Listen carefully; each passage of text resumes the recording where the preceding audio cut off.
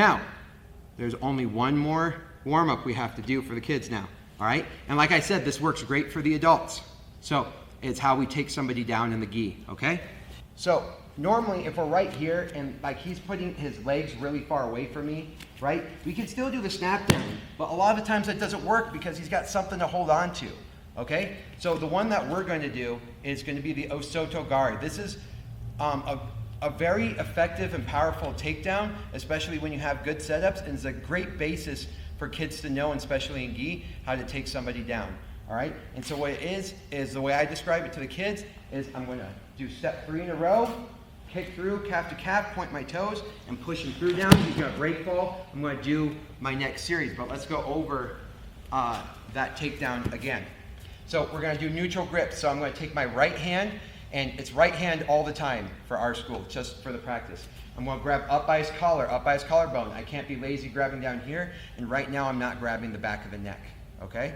So right here by the collarbone, he grabs my collarbone.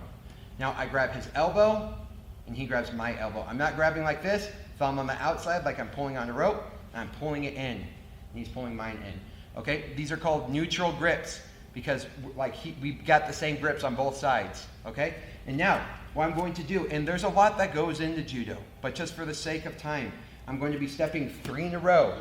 And a lot of people in judo, they do this thing that they call looking at the wristwatch, where they look at the time as they lift. And so I'm going to pull, look at the time. I'm stepping 3 in a row where my legs are 1, 2, 3 in a row. And I never cross my feet in judo. Well, I shouldn't say that. For the sake of Jiu Jitsu and other things, right now, we're not going to cross our feet. And I always step towards the side that my arm is on. So I'm not going to step towards the collar side. I'm going to step right here towards the arm side. So I'm bringing him forward while I step forward. 3 in a row. All right, 3 in a row. Now I kick our leg, between our legs, point my toes, calf to calf. I'm going to use this grip now that's on his collarbone to push him over this, and he break falls to the ground. I can do my knee on belly and advance my position. Okay? Again. Right here. All right, so that's the takedown. I'm going to show it from, let's do it from this angle. So right here. I'm doing it nice and gentle to Zeke, but I'm going to do one a little bit more rigorous, okay?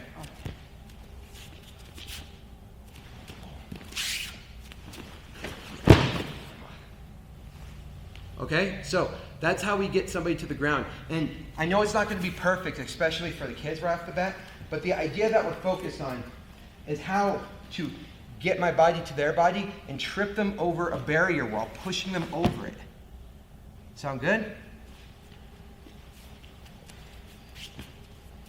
Back up. So, boom. Boom. Okay, so now once I get him to the ground, this person's going to do the wrong thing. He's going to roll away from me. As he rolls away from me, I'm going to grab here with a seatbelt grip, get my knee to the back of the head, foot to the back of the hip, sit him up, take his back. All right?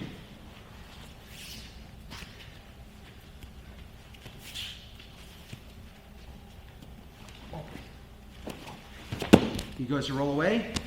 Boom. Foot over, suck into his hip, knee as a pillow. I'm going to sit him up. I do not roll backwards. If I roll backwards, I'm not going to have good position. I sit him up. Boom. Okay? And now right here, we're going to get our thumb in grip. Thumb in behind the neck, just like we did when we were in mount. And we finish. Look, I still have the grip right here. So I just pull down. Okay? So I get the thumb in. Grab across. Boom. Now let's talk about this choke a little bit. Zeke, get on your butt right here. Okay, so the whole idea of the back, right, is to get hooks in and then connect yourself to the back. There are 2 arteries right here that are bringing blood to the brain, okay, and I need to cut those off. So my thumb goes up way behind the ear. Remember the same exact way we were doing it when we were in mount, but now I'm on the back, so I got to reach across. Thumb in, fingers out. Now I reach across to the other lapel, and I just cinch it down. As I cinch it down, notice how his neck moves forward, also cinches up against his other artery. So I cinch it, and I zip tie his head into the choke. In addition, I have my head right here pushing his head into the choke. So boom, boom, boom. Okay? So now let me get you like with your head right here and your feet that way.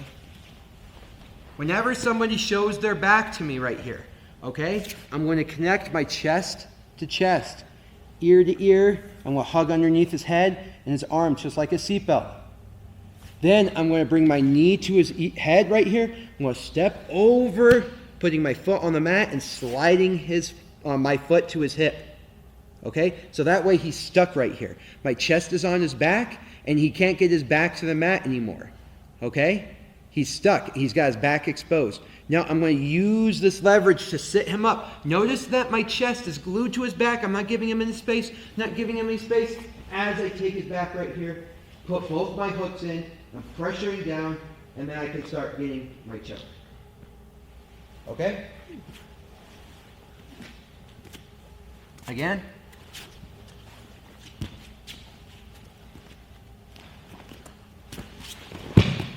As I go to go. All